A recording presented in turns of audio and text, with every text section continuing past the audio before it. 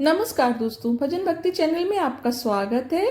दोस्तों, हिंदू धर्म में होली का त्यौहार प्रमुख त्योहारों में से एक है। रंगों का त्यौहार कहे जाने वाले इस पर्व को पारंपरिक रूप से 2 दिन मनाया जाता है। 2 दिनों तक चलने वाले इस पर्व में पहले दिन होली का दहन किया जाता है और अगले दिन रंगों वाली होली खेली जाती है। हिंदू पंचांग के अनुसार फाल्गुन मास की पूर्णिमा तिथि को होलिका दहन किया जाता है, जिसे छोटी होली के नाम से भी जानते हैं। होलिका दहन के ठीक अगले दिन रंग वाली होली मनाते हैं और इस बार होलिका दहन के दिन भद्रा का साया है, तो वहीं रंग वाली होली के दिन चंद्र ग्रहण लगने के कारण शुभ मुहूर्त को लेकर लोगों के बीच में असमंजस की स्थिति है। तो चलिए जानते हैं होलिका दहन का शुभ मुहूर्त क्या रहेगा और रंग वाली होली के दिन कौन कौन से शुभ योग बन रहे हैं। चंद्र ग्रहण का समय कब से कब तक रहेगा। इस बार 13 मार्च गुरुवार के दिन होलिका दहन किया जाएगा और पूर्णिमा तिथि 2 दिन रहने के कारण, क्योंकि चंद्रोदय का समय 13 मार्च गुरुवार की रात को प्राप्त होगा, इसलिए पूर्णिमा का व्रत भी 13 मार्च दिन गुरुवार को ही रखा जाएगा। और अगले दिन यानी 14 मार्च के दिन शुक्रवार को पूर्णिमा का स्नान दान किया जाएगा और रंग वाली होली भी इसी दिन खेली जाएगी। पूर्णिमा तिथि प्रारंभ होगी 13 मार्च गुरुवार को सुबह 10:36 से और उसकी समाप्ति होगी 14 मार्च दिन शुक्रवार को दोपहर 12:23 पर। क्योंकि 14 मार्च को दोपहर में ही तिथि समाप्त हो रही है, इसलिए इस दिन केवल स्नान दान होगा और 13 मार्च गुरुवार को भद्रा काल सुबह 10:35 से रात 11:26 तक रहेगा। और इस बार भद्रा का वास मृत्यु लोक में रहने के कारण यह भद्रा पृथ्वी लोक पर बहुत ही अशुभ रहेगी। यही कारण है कि भद्रा काल में पूजा पाठ या होलिका दहन भी नहीं किया जाएगा। यहाँ तक कि होलिका की पूजा भी भद्रा की समाप्ति के बाद ही होगी। और होलिका दहन का मुहूर्त 13 मार्च गुरुवार को रात 11:26 से 12:30 तक रहेगा। होलिका दहन के दिन यानी पूर्णिमा व्रत के दिन सूर्योदय सुबह 6:41 पर होगा। सूर्यास्त होगा शाम 6:31 पर। इस दिन ब्रह्म मुहूर्त सुबह 5:04 से 5:52 तक रहेगा। भद्रा काल सुबह 10:35 से रात 11:26 तक रहेगा और राहु काल दोपहर 1:30 से 3 बजे तक रहेगा। अब जानिए इस दिन के शुभ मुहूर्त के बारे में। 13 मार्च गुरुवार के दिन प्रातःकाल पूजा का मुहूर्त 5:21 से 6:33 तक रहेगा।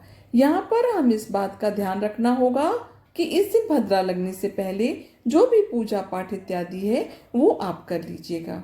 साथ ही सायंकाल पूजा का मुहूर्त रहेगा शाम 6:28 से 7:41 तक। गोधूली मुहूर्त शाम 6:26 से 6:50 तक।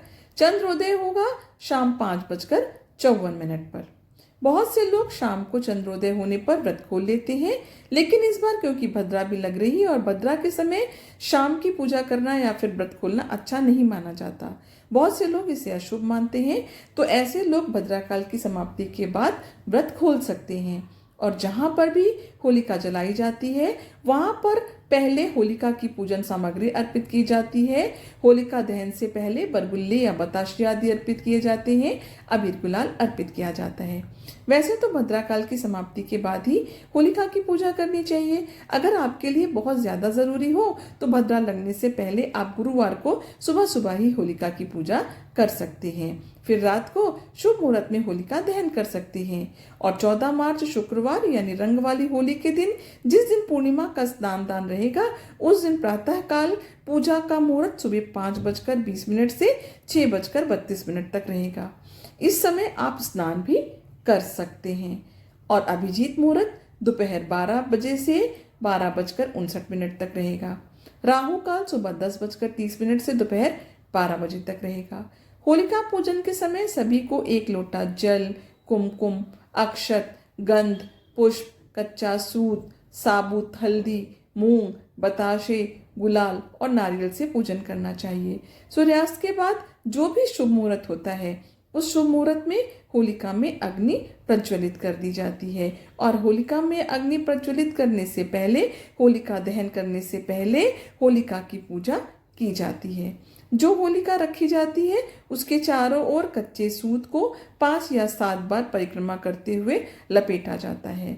फिर लोटा का शुद्ध जल और अन्य पूजन की जो भी सामग्री होती है उसे एक एक करके होलिका को समर्पित किया जाता है। कुमकुम, अक्षत और पुष्प का पूजा में उपयोग किया जाता है। सुगंधित फूलों का प्रयोग कर पंचोपचार विधि से होलिका का पूजन करने के बाद जल से अर्घ दिया जाता है। यदि संभव हो तो घर की बनी हुई गुजिया भी अवश्य चढ़ाएं। होलिका पूजन के समय इस मंत्र का उच्चारण करना चाहिए। अह कूटा भय त्रस्तय ता त्वम होली बालिशः अत स्वाम पूजश्यामि भूति भूति प्रदायिनी। भगवान विष्णु का नाम लेकर होलिका में कुछ विशेष सामग्रियों की आहुति दी जाती है, जैसे कच्चे आम, नारियल, सप्तधान्य यानी उड़द, गेहूं, मूंग, चना, ज्वार, चावल, मसूर आदि। और इनके अलावा आप अबीर गुलाल भी होलिका में अर्पित करें। होलिका की पूजा पूरे परिवार के साथ करनी चाहिए। इससे परिवार में सुख, समृद्धि और खुशहाली बनी रहती है और बुरी नजर से परिवार की रक्षा होती है। यदि आप अपने विरोधियों को शांत करना चाहते हो तो उनके नाम से लौंग का एक जोड़ा जलती हुई होलिका में प्रज्वलित करें। ऐसा करने से विरोधी शांत होते हैं और उनसे आपको किसी भी प्रकार का कोई भय नहीं रहता। इस बार क्योंकि होलिका दहन के ठीक अगले दिन चंद्र ग्रहण भी लग रहा है, लेकिन क्योंकि यह ग्रहण विदेश में दिखाई देगा और भारत में इसका कोई भी असर नहीं होगा, इसलिए आप पूजा पाठ या उससे संबंधित कोई भी काम जो आप करना चाहते हैं वो इस दिन कर सकते हैं। ध्यान रहे, होलिका दहन के बाद होलिका दहन की जो राख होती है उसे अपने घर में लाकर जरूर रखना चाहिए। सभी लोगों को अपने माथे पर इसका तिलक लगाना चाहिए, इससे बुरी नजर नहीं लगती। आशा करती हूँ यह जानकारी आपको पसंद आई होगी। यदि जानकारी थोड़ी भी पसंद आई हो तो कमेंट बॉक्स में ओम नमो भगवते वासुदेवाय नमः अवश्य लिखिएगा। उसके साथ ही चैनल को सब्सक्राइब कर लीजिए, वीडियो को लाइक करिए, इसे अपनी फैमिली और फ्रेंड के साथ शेयर भी करिए। ईश्वर की कृपा आपके ऊपर हमेशा बनी रहे। आपका दिन शुभ हो। धन्यवाद।